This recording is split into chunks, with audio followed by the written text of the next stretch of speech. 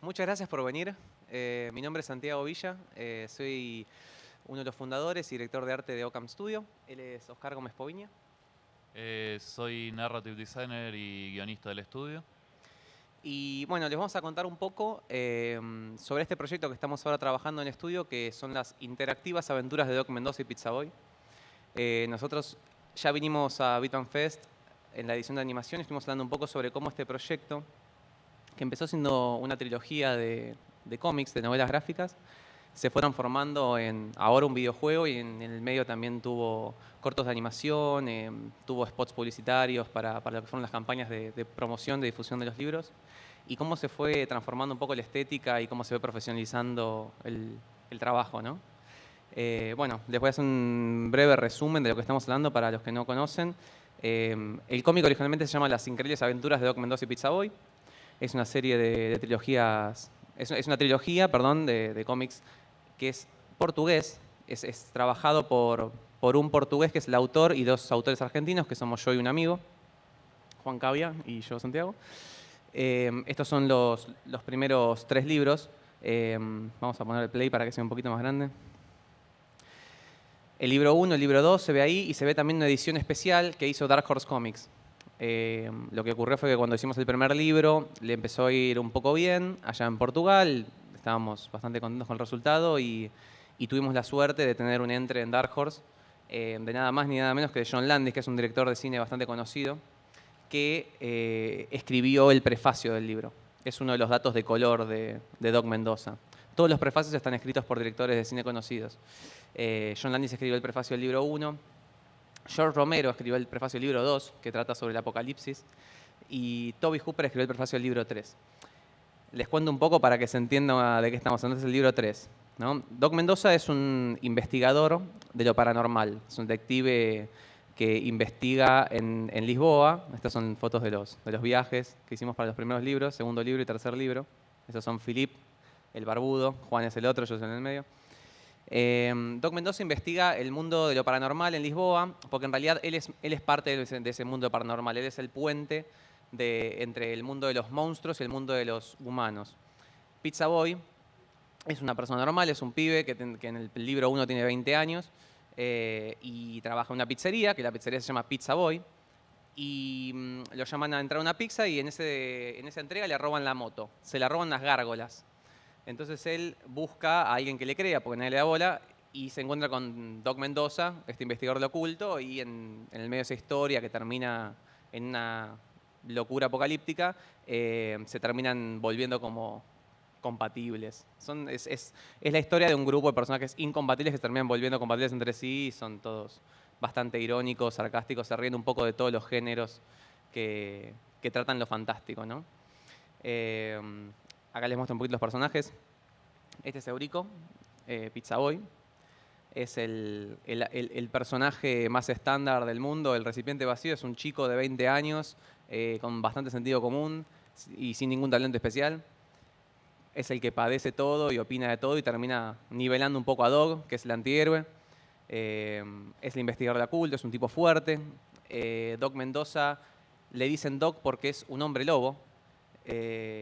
Aunque de eso nos enteramos siempre en los momentos de mayor riesgo, ¿no? Nunca la historia comienza spoileando eso. Y Doc Mendoza está acompañado por su asistente, que es Pazul Ñahuatu, que es una chica de 6 años, que en realidad es un demonio de 6.000 años atrapado en el cuerpo de una niña de 6 años. No habla y es súper poderosa y siempre resuelve las situaciones más peligrosas también, ¿no? Y siempre nos acompaña la cabeza de la gárgola, que esta es la gárgola que le robó la moto a Pizza Boy en el libro 1, que Doc le arrancó la cabeza y se la llevó para que le diga dónde estaba la moto y en medio de todo el quilombo se terminan haciendo amigos, bueno. Y es como el comic relief de todas las historias de Doc Mendoza y el personaje no querido pero querido a la vez. Eso es el breve resumen, ¿no? Para no colgarme y perder todo el tiempo de la charla en eso, ¿no? Eso es un poco lo que es el libro. Lo que ocurrió fue que cuando estábamos haciendo el segundo libro, con Juan y con Philip, teníamos muchas ganas de hacer algo más con los cómics y se nos ocurrió la idea de hacer una aplicación o un pequeño juego. En ese momento yo trabajaba con Ocam Studio y se nos ocurrió llevar el proyecto a ver qué opinaban los demás socios y qué opinaba el equipo, y se nos ocurrió la idea de de terminar haciendo una aventura gráfica. Porque lo que ocurre es que gran parte de la estética y gran parte del imaginario de Doc Mendoza está como muy vinculado a lo que es el imaginario de los 80s, las cosas que consumíamos nosotros de chicos, al menos en mi generación o gente un poco más grande, la gente que en los 80s era pendeja o joven, adulta. Entonces, una gran parte de la estética se basaba en mucho de las aventuras gráficas, que eran un boom en esa época. Las de LucasArts, las de Sierra, qué sé yo, los juegos de Tim Schafer, Monkey Island, qué sé yo, Indiana Jones, no sé, todos juegos de Maniac Mansion, los juegos que consumimos de chicos. Y cuando decíamos qué juego hacer, salió como muy orgánicamente decir, che, hagamos una aventura gráfica. Hicimos un prototipo que quedó bastante lindo. Estábamos todos bastante orgullosos de lo que hicimos. Ese prototipo fue un poco lo que terminó de darle forma al equipo de Occam Studio. Y gracias a ese prototipo, Occam Studio empezó a conseguir trabajos porque empezamos a mover el prototipo en diferentes mercados. La gente empezó a ver que producíamos material de calidad. Entonces comenzamos a pedir trabajo de otras cosas. Y lo que ocurrió fue que pegamos trabajos, seguimos trabajando durante como 3, 4 años y en un momento nos olvidamos del juego. El juego quedó ahí, medio cajoneado. Porque había mucha gente interesada, pero poca gente que quisiera poner plata efectivamente en hacer un juego de una propiedad intelectual que no era tan conocida. En Portugal es muy conocido, es como una especie de bestseller portugués allá, es medio raro. Pero en el resto del mundo, acá no se vende, qué sé yo. Bueno, estamos en eso. Y ahora lo que ocurrió fue que hace un año y pico dijimos, hagamos un Kickstarter, porque teníamos ganas de dar un paso como estudio hacia adelante diciendo, queremos hacer juegos que sepamos que podemos hacer bien, no work for hires de juegos que nos digan cómo hacer y que vayamos viendo sobre la marcha qué tal nos salen y que bueno, era un aprendizaje y un riesgo. Así que bueno, nos mandamos en un Kickstarter. Esto es un print screen de la pantalla de Kickstarter que me sirve de ayuda de memoria nada más. Subimos el prototipo que habíamos hecho hace unos años a Steam para que la gente lo pruebe como parte de la campaña. A la gente le gustó bastante y la campaña fue un éxito. Juntamos $30.000. Este es el videito de la campaña. Bueno, y este es el póster de lo que estamos haciendo ahora de las interactivas aventuras de Doc Mendoza y Pizza Boy. Bueno, cuando nosotros hicimos el prototipo, en realidad yo empecé a trabajar sobre algo que ya había empezado a hacer uno de los socios del estudio. Me llamaron medio a mitad de producción para que escribiera los diálogos.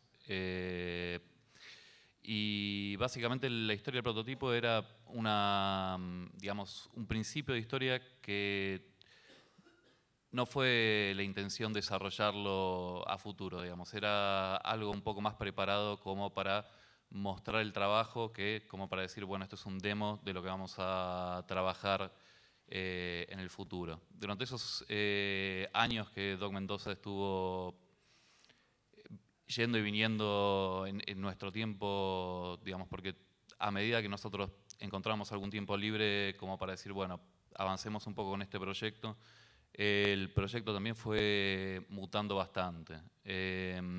Nosotros de la idea raíz, que era algo que habíamos hablado con Felipe, el autor de la historieta, empezamos a hacer un desarrollo que pudiera ser algo más orientado a algo que sea posible, que sea gratificante de jugar. Porque hay un tema de traducción, digamos, de lo que se puede contar en un medio lineal, como puede ser una historieta, una película, y un medio que requiere por ahí un poco más de exploración y interacción, como justamente es un videojuego. Entonces, básicamente el proceso por el que fuimos desarrollando la historia que hoy tenemos incluyó muchos idas y vueltas con el autor, idas y vueltas en los que discutíamos de qué queríamos que se trate el juego.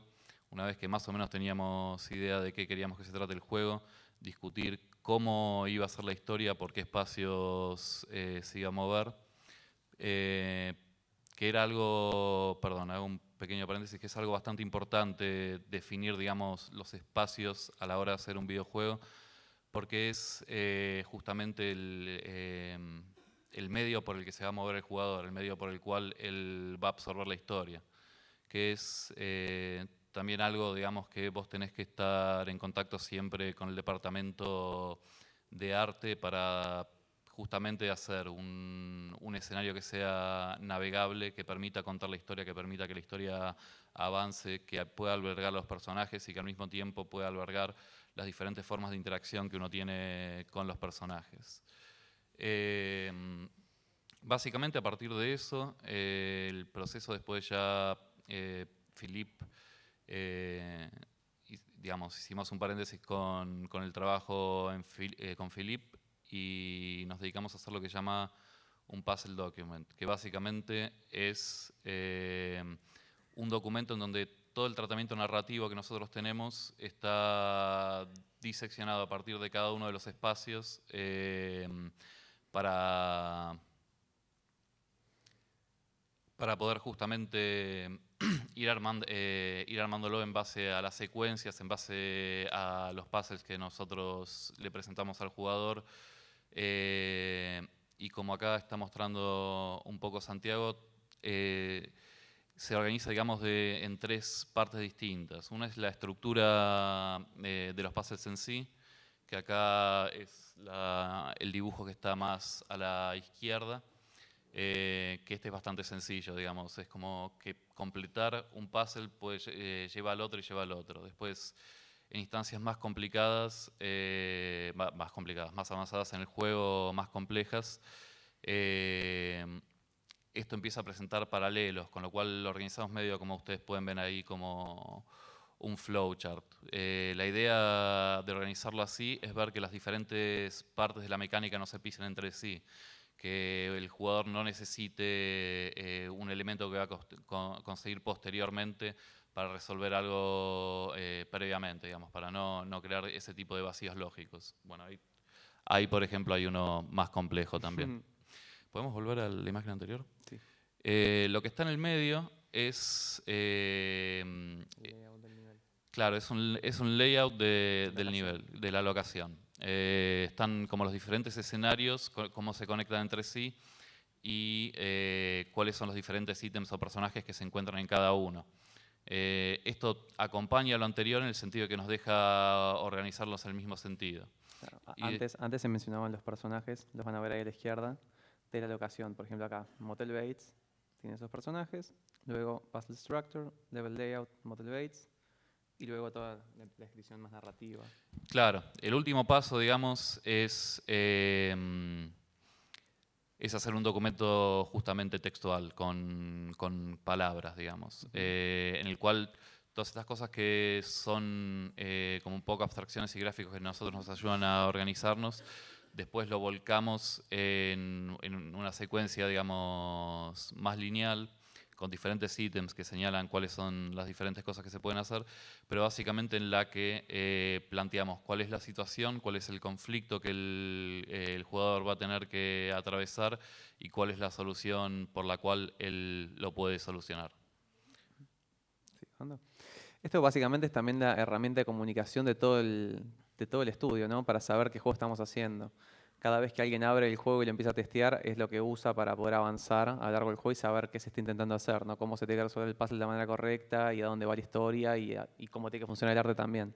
Entonces, es como lo que sería el Game Design Document, el documento de diseño de juego, pero abocado a este género específico de aventuras gráficas. No inventamos nada, es algo que se viene usando, digo. No, de hecho nos robamos el formato del Green Fandango que está en internet. Claro, tal cual. Bueno, sí, como decía Oski, acá saltando a otra locación se empiezan a ver algunos gráficos más complejos y estructuras de puzzles más complejas, con más puzzles.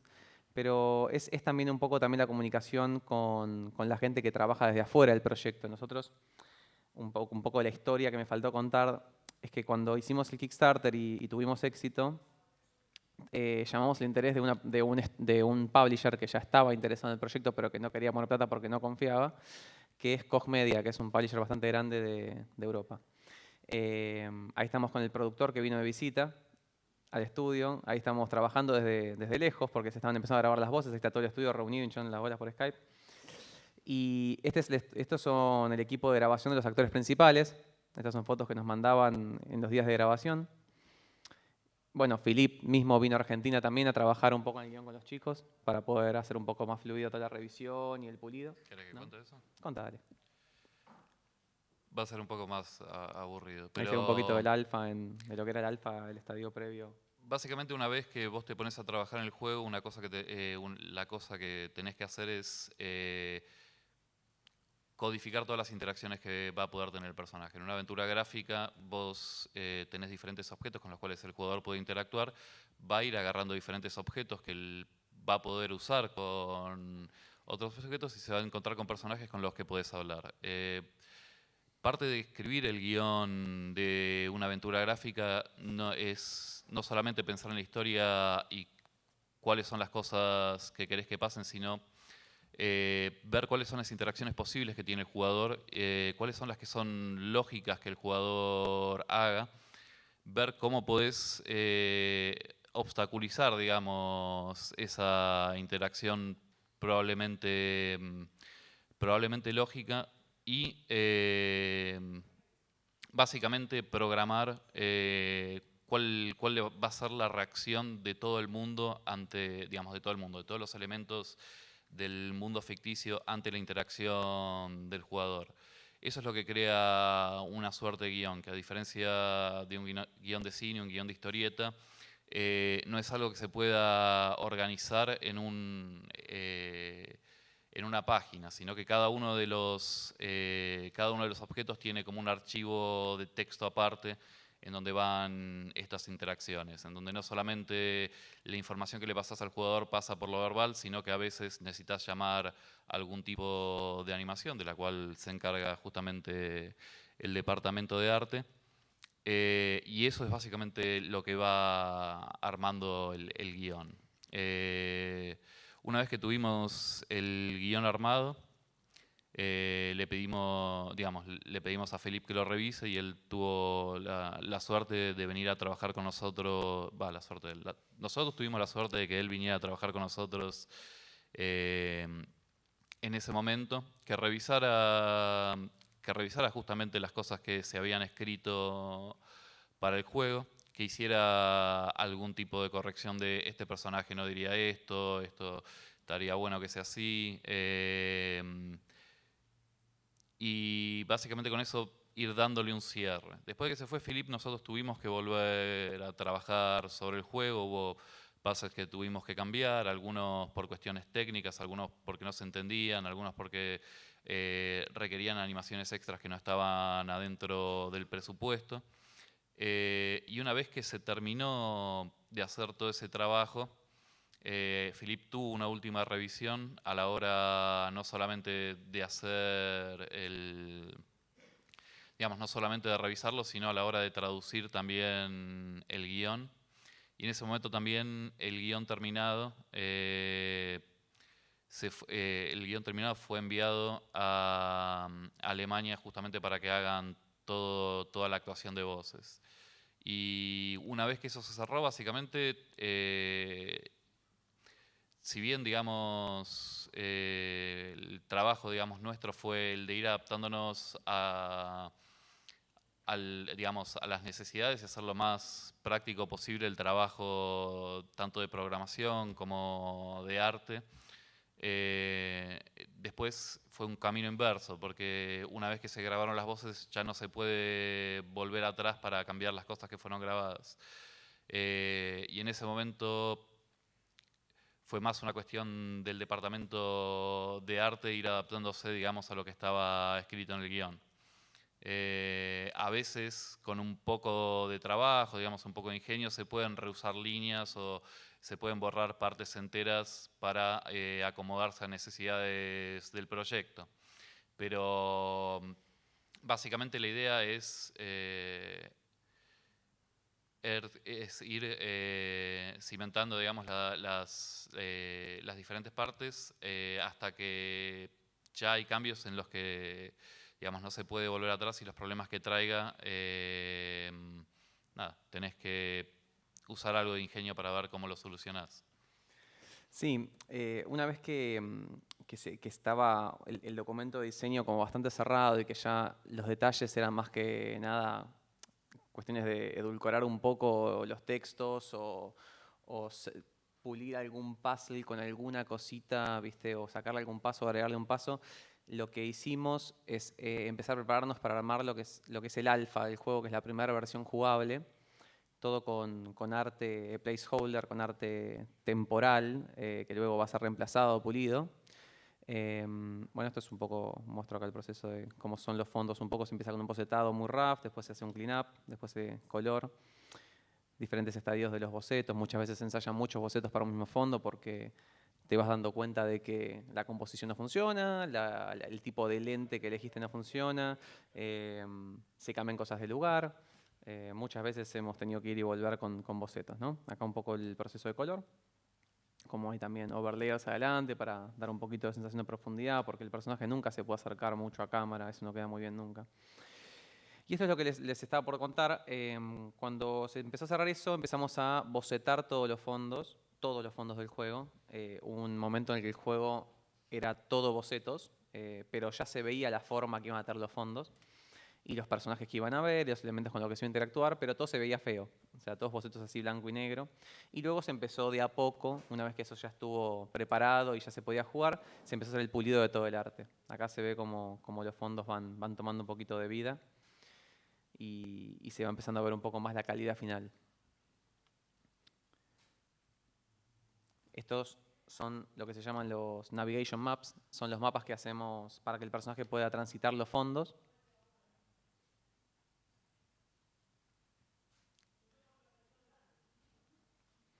Y como contaba Oski, todo el tiempo estamos discutiendo y puliendo cosas, ¿no? Hay una parte que quizás no está en los documentos, que es justamente ese puente que solamente nos puede dar el día a día, que es estar diciendo, che, Oski, tengo que dibujar esta cosa, ¿cómo era la línea de texto de este personaje? Porque tengo que, si no, abrir el código y ponerme a ver en qué línea caía este texto y cómo era.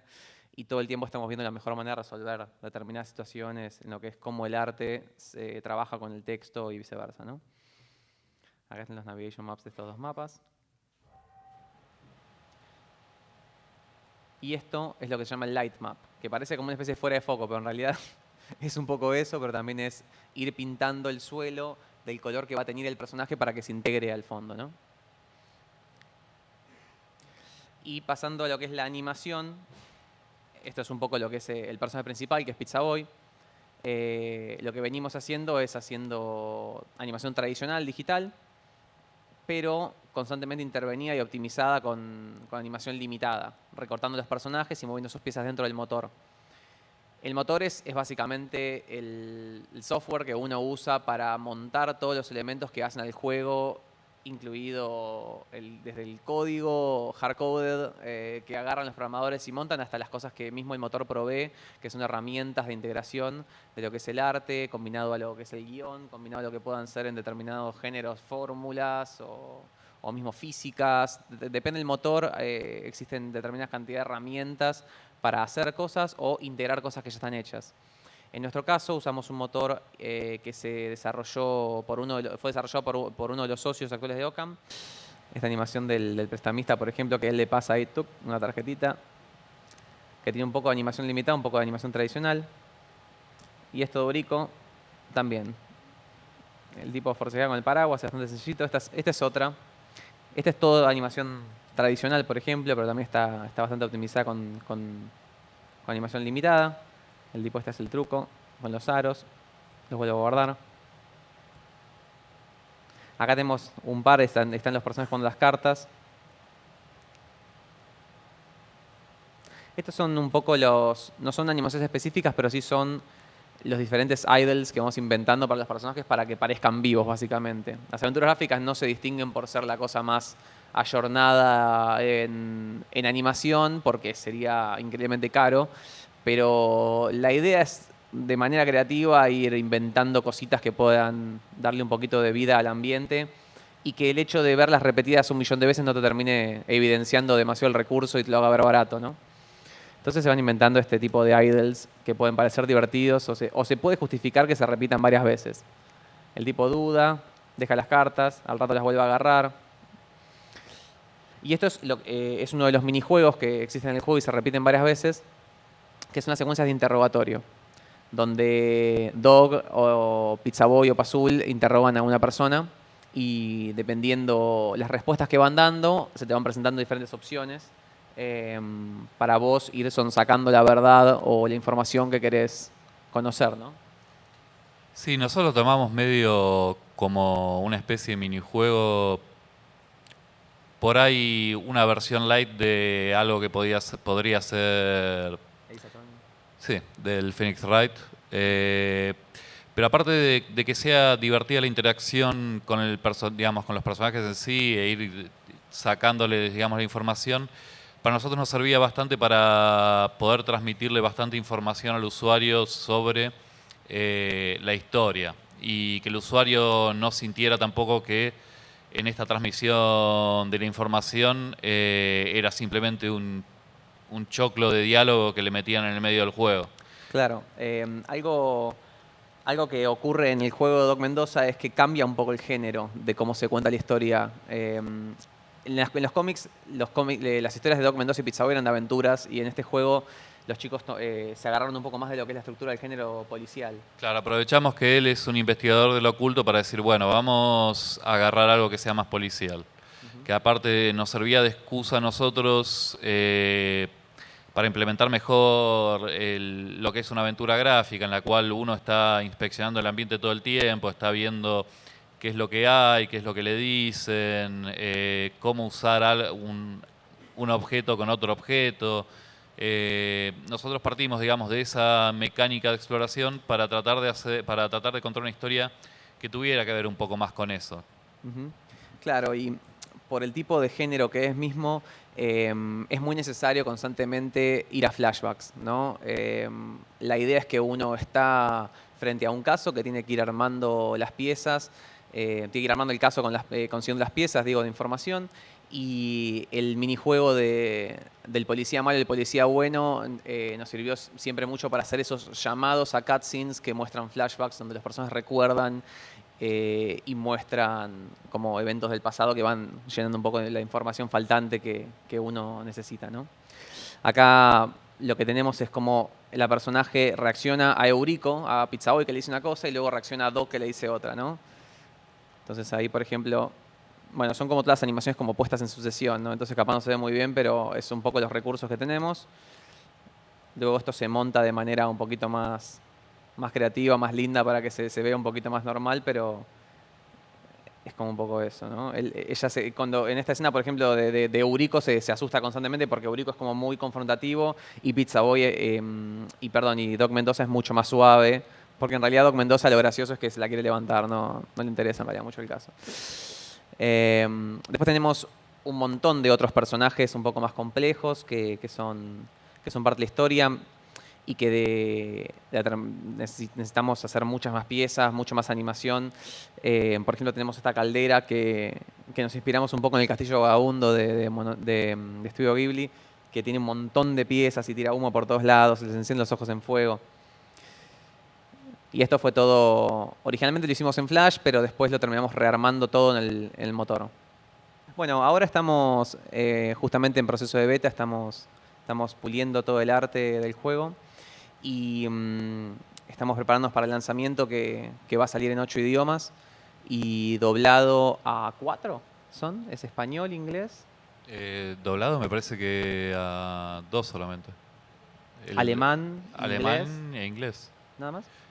Me parece que no va a ser las voces. Sí, perdón. Alemán, inglés y la traducción es a 8 idiomas. Sí, la traducción sí creo que es a 8 idiomas. Así que bueno, eso es más o menos lo que queríamos compartir con ustedes, de cómo viene avanzando el proyecto y esperemos que esté pronto por acá a la venta y lo puedan consumir. Cualquier cosita, si tienen alguna consulta, estamos acá. Y nada, muchas gracias por escuchar.